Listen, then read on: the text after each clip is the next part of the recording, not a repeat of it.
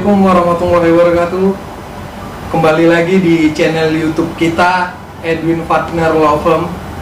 Di sini kita membahas nih ada terkait kolom komentar di YouTube kita nih. Ada yang ingin bertanya.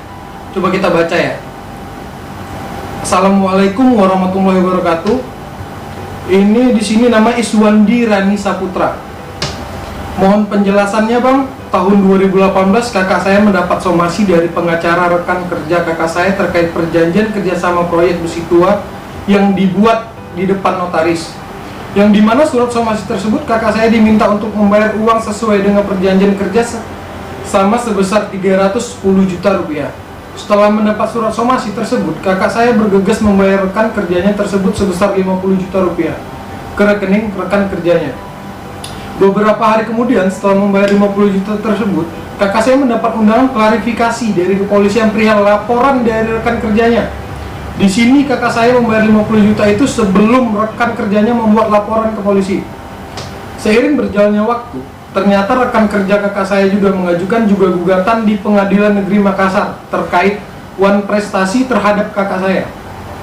Dan akhirnya kakak saya dinyatakan terbukti uang prestasi dan diperintahkan membayar utang sejumlah 360 juta rupiah dan telah memiliki kekuatan hukum tetap. Dan pada tahun 2020, kakak saya juga ditetapkan tersangka oleh kepolisian terkait dengan laporan pelapor di kepolisian dan sekarang sudah P21, namun hingga saat ini belum disidangkan. Kakak saya sudah beberapa kali bertemu dengan si pelapor sebelum berkas tersebut P21 untuk memberikan uang 50 juta, satu buah sertifikat tanah, dan satu buah mobil agar si pelapor mencabut laporannya, namun si pelapor menolak upaya tersebut. Pertanyaan saya, apakah perbuatan kakak saya tersebut dapat dikatakan perbuatan pidana, sedangkan perbuatan tersebut telah masuk dinyatakan perbuatan uang prestasi? Artinya, jika memang nantinya kakak saya divonis pidana, maka tidak adanya letak kepastian hukum. Karena di satu sisi perbuatannya uang prestasi, di satu sisi pula perbuatan pidana. Jadi di sini dengan kolom komentar si Iswandi ini, saya ingin menanyakan pendapat dari Pak Edwin nih, seperti apa tuh? Apakah masuk ke ranah pidana? Apakah bisa tuh dibuat laporan polisi ketika adanya uang prestasi? Itu yang kita pertanyakan. Gimana pendapat dari Pak Edwin nih? Seperti apa, Pak? Baik, terima kasih Farhan ya. Jadi saya juga mengucapkan terima kasih kepada Iswandi nih yang sudah ikut berkomentar ya di salah satu video kita. Jadi kurang lebih pertanyaannya adalah di satu sisi ini uang prestasi, di satu sisi pidana pun jalan. Pidana pun jalan. Baik. Udah sampai P21, berkas sudah nyampe P21. Iya, jadi sudah kalau siap.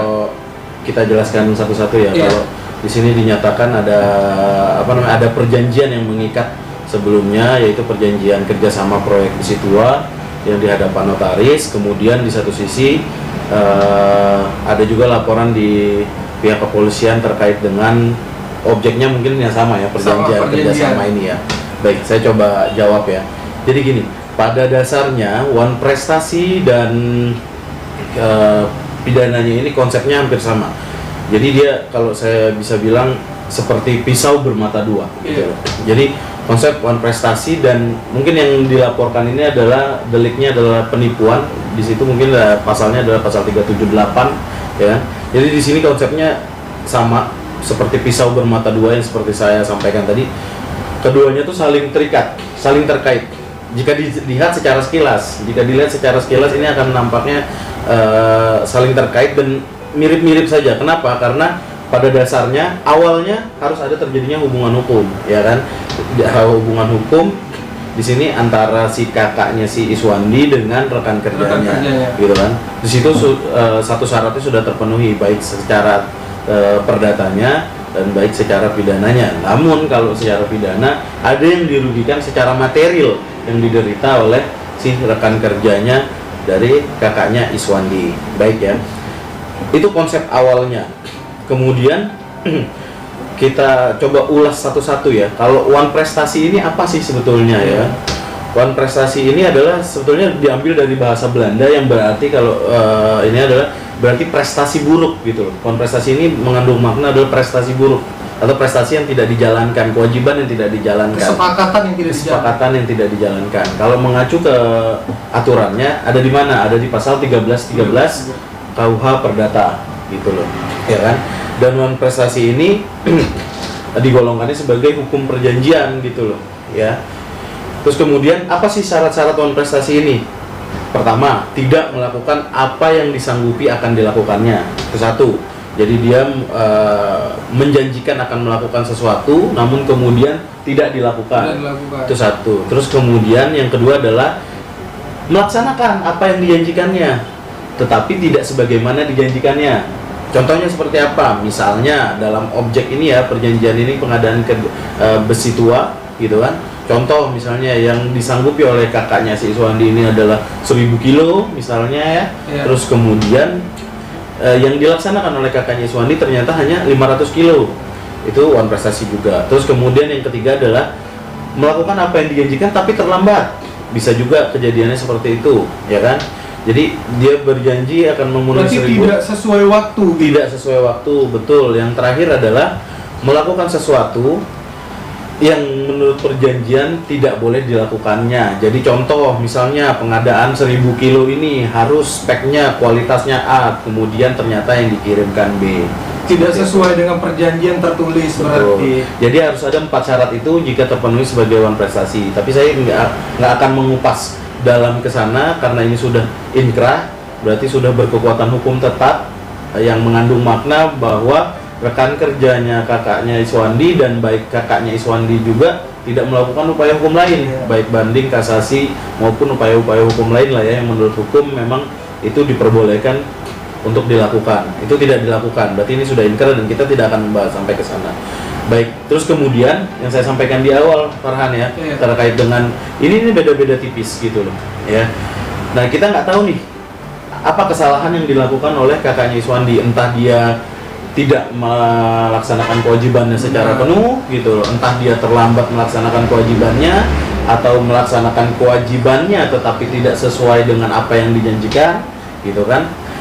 Terus kemudian melakukan perjanjian yang tidak boleh dilakukannya juga, kita nggak tahu. Dari empat syarat utama terpenuhnya wan prestasi tersebut mana yang dilakukan oleh kakaknya Iswandi gitu. Mana yang dilakukan dan mana yang tidak dilakukan dia. Betul, karena ini sudah inkrah dan kita tidak punya putusannya, jadi kita tidak bisa masuk lebih dalam ke perkara tersebut. Tapi secara garis umum kondisinya seperti itu. Terus kemudian bisa nggak sih ini dilaporkan ke pidana? Dasarnya apa gitu kan? Nah, dasarnya adalah kemungkinan yang dilaporkan dan saat ini sudah P21 ya. Kalau menurut dari kolom komentar ini sudah P21, berarti berkas ini sudah dinyatakan komplit dan siap untuk layak untuk disidangkan gitu kan. Dasarnya adalah pasal 378 KUHP, Kitab Undang-Undang Hukum Pidana gitu loh. Di situ diaturnya pada bab 25 tentang perbuatan curang. Kita bacain ya bunyi selengkapnya pasal 378 KUHP. Barang siapa dengan maksud untuk menguntungkan diri sendiri atau orang lain secara melawan hukum dengan memakai nama palsu atau martabat palsu dengan tipu muslihat ataupun rangkaian kebohongan, menggerakkan orang lain untuk menyerahkan barang sesuatu kepadanya atau supaya memberi hutang maupun menghapuskan hutang, diancam karena penipuan dengan pidana penjara paling lama 4 tahun. Berarti menguntungkan diri sendiri. Menguntungkan diri sendiri maupun menguntungkan orang lain ya dengan maksud-maksud tertentu. Untuk tipu muslihat. Betul, dengan serangkaian kebohongan yang dilakukan itu memenuhi unsur-unsur dari pasal 378 KUHP. Tapi balik lagi, kita nggak tahu nih. Dia mau pakai pasal yang dipakai dalam laporan polisi yang dilakukan oleh rekan kerjanya kakaknya Iswandi ini ke kakaknya itu pasal apa yang kita nggak tahu, tapi secara umum gambarannya seperti itu. Jadi saya mencoba menyimpulkan, kemudian berdasarkan tadi ya pasal wan prestasi yang ada di pasal 1313 KUH Perdata dan pasal 378 KUH Pidana. Jadi kalau kita lihat sekilas saja ini kan tipis ya, tipis kan, beda tipis iya kan. Jadi ketika melakukan perbuatan tapi tidak sesuai, oh berarti curang nih. Curang, benar. Melakukan penipuan, gitu kan. yang diminta 1.000 ternyata yang dikirim 500. 500 berarti kan ada Berarti kan kecurangan. enggak, disinilah terjadi tipis-tipisnya. Nah balik lagi kita harus melihat ke perjanjiannya. Ada nggak perjanjian ikatan tadi? Kan gitu. Iya, Dari awal. dan seperti apakah dalam perjanjian ini yang diaturnya jika terjadi sesuatu perbuatan yang di luar dari kontrak? Berarti yang ini aku bertanya, misalnya seandainya perjanjian 44 tadi sudah dipenuhi dan sama-sama sama kakak Iswandi itu seperti apa? Ya kalau itu terpenuhi nggak terjadi putusannya Wan Prestasi yang sudah diputus oleh Pengadilan Negeri Makassar tadi ya, kalau kita Iya, baca Pengadilan Negeri sekilas Makassar, ini. sekilas. Ini Pengadilan Negeri Makassar, ya Pengadilan Negeri Makassar betul, dan sudah diputus inkrah, berarti ya memang kakaknya Iswandi melakukan salah satu dari 4 yang disyaratkan dalam pasal tersebut, memenuhi unsurnya gitu loh, sehingga majelis hakim mengambil keputusan bahwa yang bersangkutan melakukan suatu perbuatan wan prestasi gitu kan. Terus kemudian kita ulas lebih dalam ya, berdasarkan bunyi-bunyi pasal tadi yang di KUH pidana ya kan, dengan maksud untuk menguntungkan diri sendiri dan melawan hukum, itu intinya. Berarti harus ada perbuatan yang dia lakukan itu menguntungkan diri sendiri, bener nggak ya kan? Terus kemudian adalah menggerakkan orang untuk menyerahkan barang. Ada nggak kakaknya Iswandi ini menyuruh atau Orang membuat, lain gitu ya? menyuruh atau membuat serangkaian untuk menggerakkan orang lain untuk melakukan upaya-upaya tersebut, Iya. gitu loh, ya kan? Yang kemudian yang terakhir adalah dengan menggunakan tipu muslihat, suatu upaya, rangkaian atau seperti apa dilakukan tidak. Dan yang paling penting dalam unsur pidana adalah mens reanya atau niat jahat dari kakaknya Iswandi. Ada nggak niat jahatnya? Tapi kalau kita lihat sekilas, ini kan dia sudah memberikan pembayaran uang senilai 50 juta rupiah, terus kemudian ada juga dia memberikan aset, rumah, mobil, semua segala macam dalam rangka ya memang berarti sebetulnya tidak ada mens reanya. Sebetulnya kalau dari kacamata kami ya, dari kacamata saya secara pribadi saya melihatnya seperti itu gitu kan. Nah, yang menarik ternyata ada jurisprudensi Mahkamah Agung di sini nomor 1601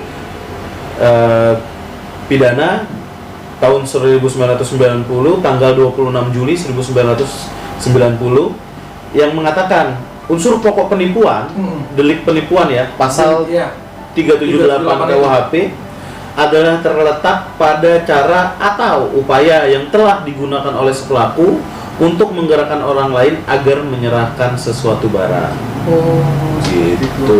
Itu buat kalian tuh yang ya dengar tuh apa kata Bang Edwin kan, ya menurut Bang Edwin seperti itu. Nah, jadi balik lagi ke pertanyaan tersebut ya kan, bisa nggak sih ini dilaporkan ya kan, berdasarkan pertanyaan yang dilontarkan oleh saudara Iswandi tadi kan?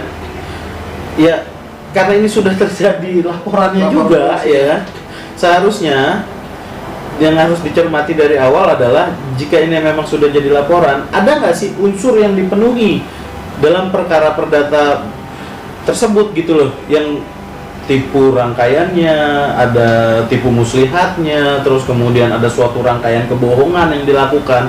Jika itu memang ada, ya berarti memang ini termasuknya adalah unsur pidana gitu loh. Satu lagi yang kita urus juga, itu pun kalau 378. Itu pun kalau 378. Kita kan tidak tahu nih pasal yang terkait itu apa.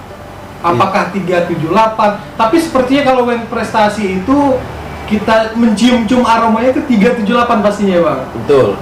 Karena ya hampir yakin saya yang digunakan dalam laporan kepolisian ini adalah pasal kalau perjanjian kontrak itu pasti nyenggol ke 378 pasti ya. Pasti akan nyenggol ke 378 karena ada ya itu tadi ya.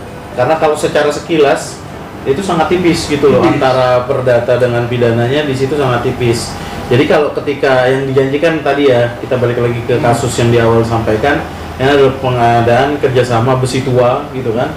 Nah kalau pengadaan kerjasama besi tua ini berarti pasti ada syarat-syarat yang diperjanjikan gitu loh. Apakah mungkin ketebalan besinya, Betul. apakah mungkin panjang besinya tadi seperti itu, kelayakan besinya pastinya pasti di situ tercantum di perjanjian mereka tersebut. Betul. Nah jadi kan terus kemudian di sini juga di kolom komentar ini Iswandi menyampaikan bahwa jika ada vonis pidana nantinya terus kemudian saat ini juga sudah ditetapkan bahwa kakaknya Iswandi melakukan suatu perbuatan wan prestasi, apakah di mana letak tidak ada letak kepastian hukumnya? Justru ya inilah hukum negara kita ya.